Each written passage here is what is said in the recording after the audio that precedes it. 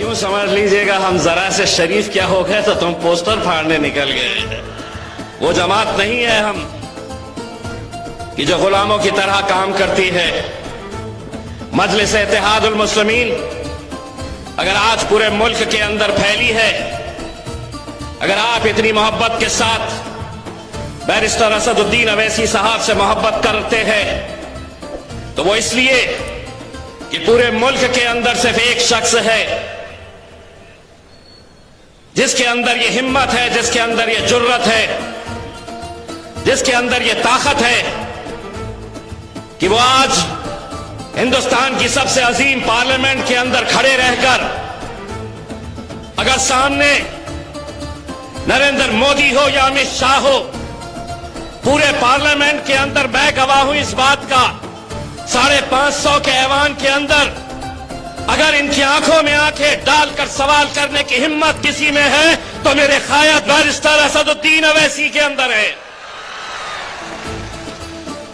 باقی تو پورے للو پنجو ہے بھائی. اور یہ جو ہے نا، ان کی اماں نے بولی بیٹھو تو پورے بیٹھ جاتے ہیں، کھڑے رہو تو کھڑے ہو جاتے ہیں. مجھے ایک بات یہاں پر بتائی گئی ہے کہ مالونی علاقے کے اندر بہت ساری غریب بستیاں ہیں، لیکن مالونی کی پہچان کس بات کے لیے ہو رہی ہے؟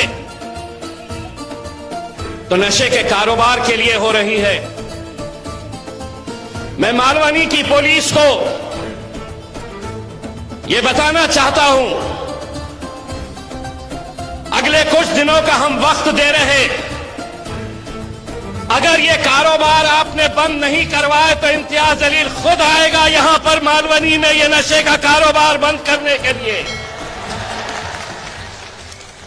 میں مالونی پولیس کے تمام وریشٹھ ادھیکاریوں کو یہ کہہ رہا ہوں کہ ہم اپنی آنکھوں کے سامنے ہماری نوجوان نسل کو برباد ہوتے ہوئے نہیں دیکھ سکتے،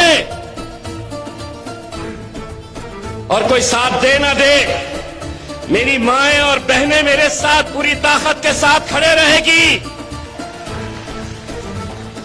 میں تمام مجلس کے ذمہ داروں کو یہ کہتا ہوں، رضوانہ جی ایک ایک کے گھر میں جائیے، مجھے بتائیے کن کن علاقوں کے اندر،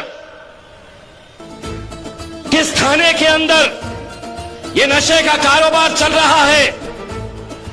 اگر کچھ دنوں کے اندر اگر یہ بند نہیں ہوتا ہے پوری طریقے سے، مالونی کی عوام، نوجوانوں، بزرگوں، میری ماں اور بہنوں، میں تمہیں اتنا یقین دلاتا ہوں، مالونی کی سڑکوں کے اوپر اتنا بھویہ مورچہ نہیں دیکھے ہوں گے جتنا مورچہ ہم نکالیں گے یہاں پر، اور اس میں آپ لوگ ہمارا ساتھ دیں گے. مجھے معلوم ہے کہ آج اس ملک کے اندر ایک سازش کے تحت نشے کا کاروبار ان بستیوں کے اندر کھولا جا رہا ہے. یقین مانیے، اگر پولیس چاہی، سرکار چاہی، پرشاسن چاہا، 24 گھنٹے کے اندر یہ بند کر سکتے ہیں، لیکن کہیں نہ کہیں یہ نوجوان نسل برباد ہونا، نشے کا لت لگاؤ انہیں، یہ کسی کام کے نہیں رہنا، یہ سب سازش کے تحت الگ الگ شہروں کے اندر یہ دیکھنے کو مل رہا ہے. مجھے یقین ہے یہاں کی پولیس اس بات کو سنجیدگی سے لے گی اور یہ کاروبار بند کرے گی. اگر نہیں کرے گی تو امتیاز جلیل سڑک کے اوپر اترے گا اور یہاں پر ایک بھویہ مورچہ نکالے گا، پولیس کے خلاف نکالے گا کہ تم نہیں بند کر رہے، اور اگر تم کہہ دو کہ ہم نہیں بند کر سکتے تو ہم میں اتنی طاقت ہے کہ ہم بھی جا کر اسے بند کروا سکتے ہیں. میرے بھائیوں، یہ بہت ہی سنجیدہ مسئلہ ہے اور اس کے اوپر ہم سب کو بہت ہی غور کے ساتھ اس بات کو سوچنے کی ضرورت ہے. میں صرف اتنا کہنا چاہوں گا کہ آج जो हालात हैं मुल्क के, उसे देखते हुए आने वाला वक्त कैसा है, उसे देखते हुए समझते हुए हम सब की जिम्मेदारी है कि हम अपनी जमात को मजबूत करें, बैरिस्टर असदुद्दीन अवैसी साहब को मजबूत करें। आज कहीं ना कहीं इस मुल्क के अंदर एक ऐसी फिजा तैयार की जा रही है, समाजों के बीच में, जाति धर्म के बीच में दीवारें पैदा की जा रही है, दरारें पैदा की जा रही है। हर रोज टीवी के ऊपर कैसे कैसे बयान आ रहे। अब हालत यह हो गई है कि तुम्हें जिंदा जलाया जा रहा है, जिंदा नौजवानों को जलाया जा रहा है। लेकिन इतना होने के बावजूद भी कोई बोलने के लिए तैयार नहीं है, कोई लड़ने के लिए तैयार नहीं है। अगर तुम्हारी तरफ से कोई बोल रहा है, तुम्हारी तरफ से कोई लड़ रहा है, तो तुम जानते हैं कि वो सिर्फ बैरिस्टर असदुद्दीन अवैसी साहब है। लेकिन नहीं, मैं तो सेक्युलर हूं, मैं तो जाऊंगा, इसके साथ जाऊंगा। मेरा मालिक कौन? तो मेरा आका शरद पवार है। मेरा नेता कौन है? तो राहुल गांधी है।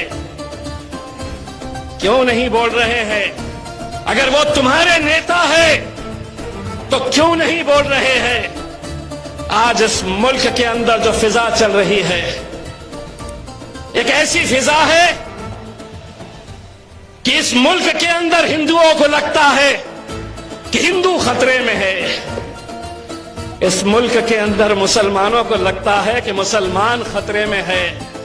जबकि हकीकत यह है कि धर्म का चश्मा, मजहब का चश्मा उतार कर देखो, मोदी तेरे राज में तो सारा हिंदुस्तान अब खतरे में है।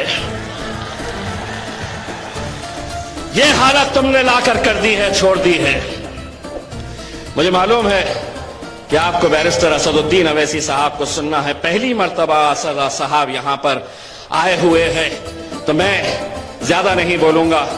असदुद्दीन अवैसी साहब से दरखास्त करूंगा कि वो आए और आपसे मुखातिब हो। बहुत बहुत शुक्रिया। वाखिर